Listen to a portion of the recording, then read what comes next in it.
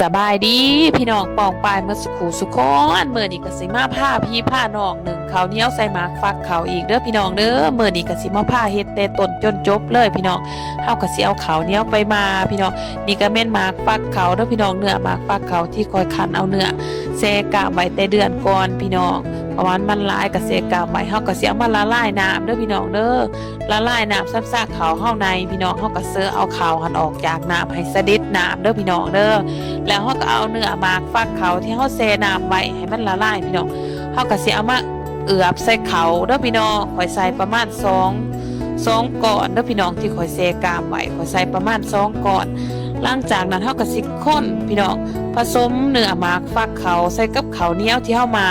ผสมให้เข้ากันละเอียดเด้อพี่น้องผสมให้เข้ากันดีๆพี่น้องคนไปคนมาสาวไปสาวมาจังซี่เด้อพี่น้องเด้อผสมให้เข้ากันละเอียดหลังจากนั้นเขาเฮาที่เป็นเม็ดขาวๆเนาะมันก็สิเปลี่ยนเป็นเม็ดสีส้มพี่น้องมันก็สิเป็นเม็ดสีส้มออกแดงๆเด้อพี่น้องเด้อ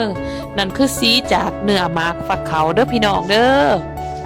ซาวไปซาวมาให้มันเข้ากันดีๆเด้อพี่น้องเพื่อว่าเวลาเฮานึ่งสุกแล้วมันจังจะบ่เป็นเม็ดขาวเม็ดแดงเด้อพี่น้องเด้อมันจังสิสีสม่ำเสมอกันงามดีเด้อพี่น้องเด้อหลังจากนั้นเฮาก็สิเสิร์ฟใส่หวดพี่น้องเอาใส่หวดนี่เฮาสิบ่ได้ล้างบ่ได้ไล่อีสังได้พี่น้องซาวเข้ากันแล้วก็มีแต่ใส่หวดเกี่ยมไปหนึ่งเลยได้พี่น้องเอาเสิร์ฟใส่หวดแล้วเฮาก็เสิร์ฟใส่หวดแล้วเขาก็มีแต่ไปหนึ่งเลยได้พี่น้อง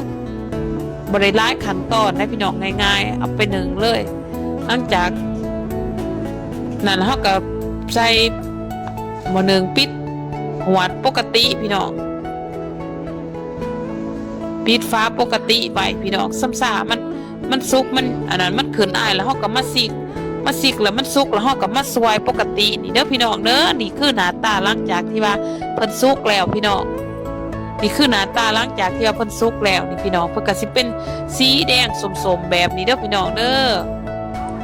ก็สวยปกติพี่น้องสวยให้มันเย็นให้อายมันเย็นแล้วเฮาก็เอาใส่กระติบพี่น้องปกติดี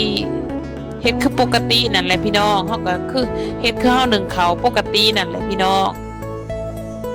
นี่เด้มันก็สิสีมันก็สิออกแดงสมๆเด้อพี่น้องรสชาติก็สิเป็นมันๆพี่น้องเป็นหอมๆมันๆนะพี่น้องกินกับอาหารเมนูใดก็แซ่บกินคือเฮากินข้าวนึ่งข้าวเหนียวปกตินั่นแหละพี่น้องกินกับเมนูใดก็ได้กินปกติพี่น้องพอแต่ว่าเฮาเอาใส่หมากเขารสชาติมันสิตื่มขึ้นมาหน่อยนึงก็คือมันสิมีรสชาติหอมๆแล้วก็มันๆพี่น้องมันก็แซ่บขึ้นก่อนเก่าจากที่เฮากินนึ่งข้าวเหนียวปกตินั่นนะพี่น้องไผมีหมากฟักเขาก็ลองเฮ็ดเบิ่งเด้อพี่น้องลองเอามานึ่งใส่ข้าวเหนียวเบิ่งเด้อหอมๆแซ่บๆมันๆเด้อพี่น้องเด้อฝากคลิปนี้ไว้สำนี้เจอกันใหม่คลิปหน้าเด้อพี่น้อง